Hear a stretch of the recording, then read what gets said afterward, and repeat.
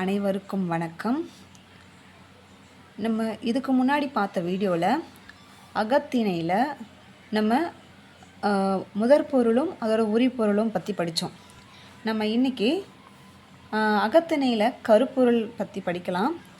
ஐவகை நிலத்தோட தெய்வம், மக்கள், புல், விலங்கு, ஊர், நீர், பூ, மரம், உணவு, பறை, யாழ், பண், தொழில் அப்படின்னு சொல்லிட்டு ஒரு 13 ஐவகை நிலத்தோட 13 வகை கருப்பொருள் பற்றி படிக்க போகிறோம். இப்போ எந்தெந்த நிலத்துக்கு என்னென்ன கருப்பொருள் இருக்குது, என்னென்ன தெய்வம் இருக்குதுன்னு ஃபஸ்ட்டு பார்க்கலாமா? இப்போ குறிஞ்சி நிலத்தோட தெய்வம் சேயோன் சொல்லுவாங்க, அப்படி இல்லைன்னா முருகன் சொல்லுவாங்க. சேயோன், முருகன். முல்லை நிலத்தோட தெய்வம் மாயோன் அல்லது திருமால் சொல்லுவாங்க. திருமால்னா மாயோன் அல்லது திருமால் அப்படி சொல்லுவாங்க. மருத நிலத்தோட தெய்வம் வேந்தன் அல்லது இந்திரன் சொல்லுவாங்க. நெய்தல் நிலத்தோட தெய்வம் வருணன். பாலை நிலத்தோட தெய்வம் கொற்றவை. கண்டிப்பாக கொஸ்டின் இதிலேருந்து நமக்கு அட்லீஸ்ட் ஒரு 2 கொஸ்டினாவது வரும். நம்ம நல்லா திரும்ப ரிவைஸ் பண்ணி பார்க்கும்போது நமக்கு இது கஷ்டம் தெரியாது, ஈஸியாக நமக்கு ஆன்சர் வந்துடும். மக்கள், இப்போ குறிஞ்சி நிலத்தோட மக்கள் என்னென்ன சொல்லி அழைப்பாங்க அப்படின்னா பொறுப்பன், வெற்பன், சிலம்பன், கொடிச்சி, அப்புறம் குறவர், குறத்தியர், காணவர் சொல்லி குறிஞ்சி நிலத்து மக்கள் அழைக்கிறாங்க. அது மாதிரி முல்லை நிலத்தில் குறும்பொறை, நாடன், தோன்றல், கிழத்தி, இடையர், இடைச்சியர், ஆயர், ஆய்ச்சியர் இந்த மாதிரி கேட்பாங்க. இப்போது ஆய்ச்சியர் எந்த நிலத்துக்குரிய மக்கள் அப்படின்னு கேட்டாங்கன்னா முல்லை நிலத்துக்குரிய மக்கள் அப்படின்னு சொல்லிட்டு கொஸ்டின் எப்படி வேணாலும் கேட்கலாம். மருதம் ஊரன், மகிழ்நன், மனைவி இப்படிதான் மக்கள் அழைக்கிறாங்க. அது மாதிரி உழவர், உழத்தியர், கடையர், கடைசியர் மருத நிலத்தோட மக்கள். நெய்தல் நிலத்தோட மக்கள் சேர்ப்பன், புலம்பன், நுளையர், நுழைச்சியர், பரதர், பரத்தியர் இதெல்லாம் நெய்தல் நிலத்தோட மக்கள். அப்புறம் பாலை நிலத்தோட மக்கள் எப்படி சொல்கிறாங்கன்னா விடலை, மீலி, எயிற்றி, எயினர், எயிற்றியர், மறவர், மரத்தியர் இப்படி சொல்லிட்டு பாலைநில மக்களை அழைக்கிறாங்க. அப்புறம் புல்லுனா பறவை. எப்படி எந்தெந்த நிலத்துக்கு என்னென்ன பறவைகள்லாம் இருக்குதுன்னு பார்க்கலாம். இப்போ குறிஞ்சி நிலத்தில் கிளி, மயில். முல்லை நிலத்தில் காட்டுக்கோழி, மயில்.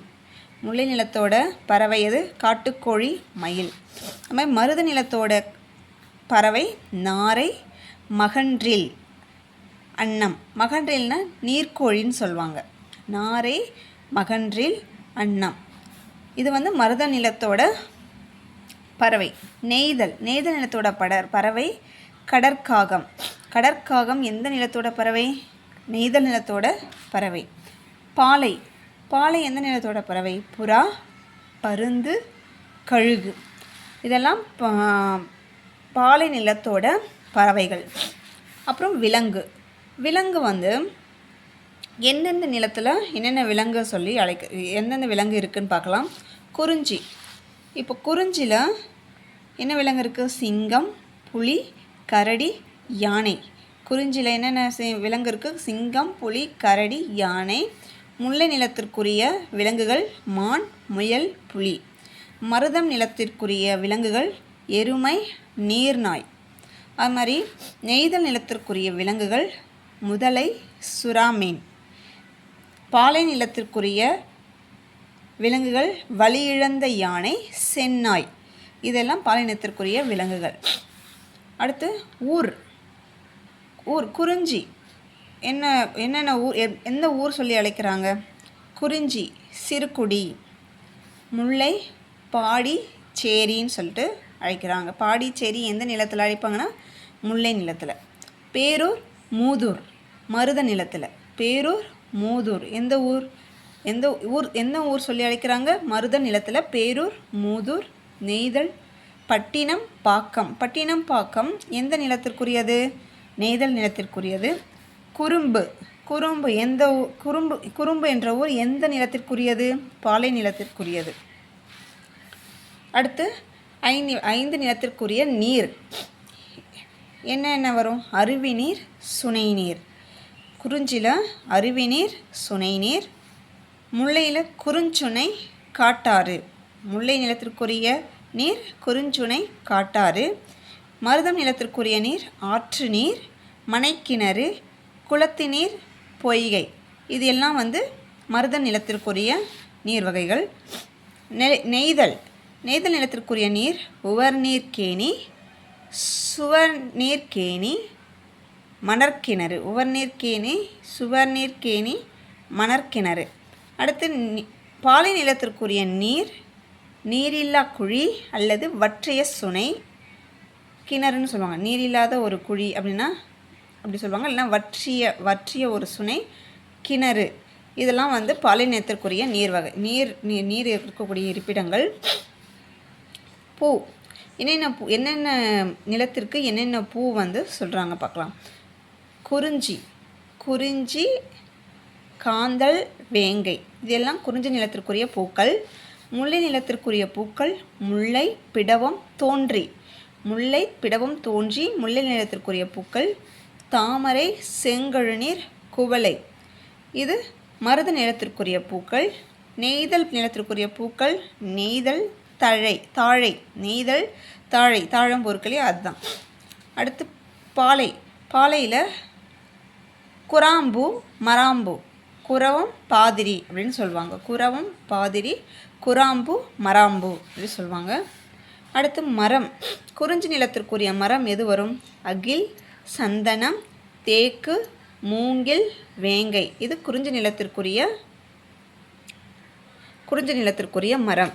அடுத்து முல்லை நிலத்திற்குரிய மரம் கொன்றை, காயா, குருந்தம். கொன்றை, காயா, குருந்தம் முல்லை நிலத்திற்குரிய மரங்கள். மருத நிலத்திற்குரிய மரங்கள் மருதம், வஞ்சி, காஞ்சி. மருதம், வஞ்சி, காஞ்சி மருத நிலத்திற்குரிய மரங்கள். நெய்தல் நிலத்திற்குரிய மரங்கள் புன்னை, ஞாழல் நெய்தல் நிலத்திற்குரிய மரங்கள். பாலை நிலத்திற்குரிய மரங்கள் பாலை, உழிஞை, ஓமை, இலுப்பை. இது எல்லாம் பாலை நிலத்திற்குரிய மரங்கள். பாலை, உழிஞை, ஓமை, இலுப்பை. அடுத்து உணவு. ஒரு நிலத்திற்குரிய உணவு என்னென்ன உணவு வகைகள் உங்களுக்கு கிடைக்கும் அப்படின்னா மலைநெல், குறிஞ்சில மலைநெல், திணை, மூங்கில் அரிசி. இதெல்லாம் குறிஞ்சி நிலத்திற்குரிய உணவு வகைகள். முல்லை நிலத்திற்குரிய உணவு வகைகள் வரகு, சாமை, முதிரை. மருத நிலத்திற்குரிய உணவு செந்நெல், வெண்ணெல்.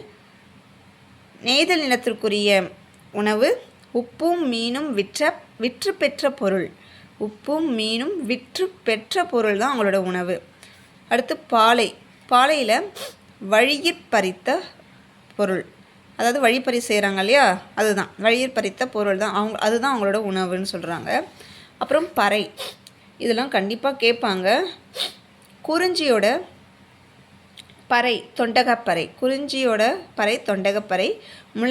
முல்லையோட பறை ஏறுகோட்பறை. மருத நிலத்திற்குரிய பறை நெல்லரிக்கிணை பறை. நெல்லரிக்கிணை மணமுழவுன்னு சொல்லுவாங்க. நெய்தல் நிலத்திற்குரிய பறை மீன்கோட்பறை, நாவாய், பம்பை. மீன்கோட்பறை, நாவாய், பம்பை. பாலை நிலத்திற்குரிய பறை துடி அப்படி சொல்லுவாங்க. துடி எந்நிலத்திற்குரிய பறை பாலை நிலத்திற்குரிய பறை. மீன்கோட்பறை எந்நிலத்திற்குரிய பறை நெய்தல் நிலத்திற்குரிய பறை. அந்த மாதிரி கேட்பாங்க. யாழ். எந்தெந்த நிலத்திற்கு என்னென்ன யாழ் வருதுன்னு பார்க்கலாம். குறிஞ்சி யாழ், முல்லை யாழ், மருதம் மருத யாழ், நெய்தல் விலரி யாழ். இதுதான் டிஃப்ரெண்ட்டாக இருக்குது. இது கேட்கறதுக்கு சான்சஸ் இருக்குது. நெய்தல் விலரி யாழ், பாலை யாழ்.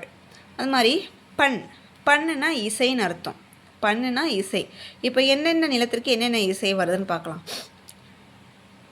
குறிஞ்சி நிலத்திற்கு குறிஞ்சிப்பண், முல்லை நிலத்திற்கு சாதாரிப்பண், முல்லை நிலத்திற்கு சாதாரிப்பண், மருத நிலத்திற்கு மருதப்பண், நெய்தல் நிலத்திற்கு செவ்வழிப்பண், பாலை நிலத்திற்கு பஞ்சுரப்பண்.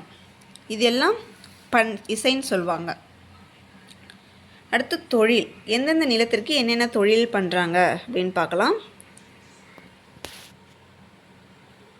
குறிஞ்சிக்கு வெறியாடல், மலைநெல், விதைத்தல், தேன் எடுத்தல், கிழங்கு அகழ்தல். இது எல்லாம் குறிஞ்சி நிலத்திற்குரிய தொழில்.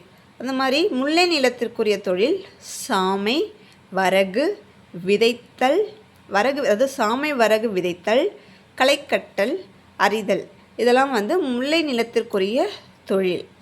அப்புறம் மருத நிலத்திற்குரிய தொழில் வயலில் களை கட்டல், நெல்லறிதல். இதெல்லாம் மருத நிலத்திற்குரிய தொழில். நெய்தல் நிலத்திற்குரிய தொழில் உப்பு உண்டாக்கல், விற்றல், மீன் பிடித்தல். இதெல்லாம் நெய்தல் நிலத்திற்குரிய தொழில். பாலை நிலத்திற்குரிய தொழில் போர் செய்தல், சூறையாடல். இதெல்லாம் பாலை நிலத்திற்குரிய தொழில். இது நிறைய இருக்குது, ரொம்ப கஷ்டமாக இருக்குதுன்னு நினைக்க வேணாம். திரும்ப நம்ம ப்ராக்டிஸ் பண்ணும்போது, ஒரு தடவை ரிவைஸ் பண்ணும்போது உங்களால் கண்டிப்பாக இதை நல்லாவே எக்ஸாமில் பண்ண முடியும். நல்லா ஞாபகம் வந்துடும். நீங்கள் திரும்ப இதை ரிவைஸ் பண்ணால் போதும். தேங்க்யூ.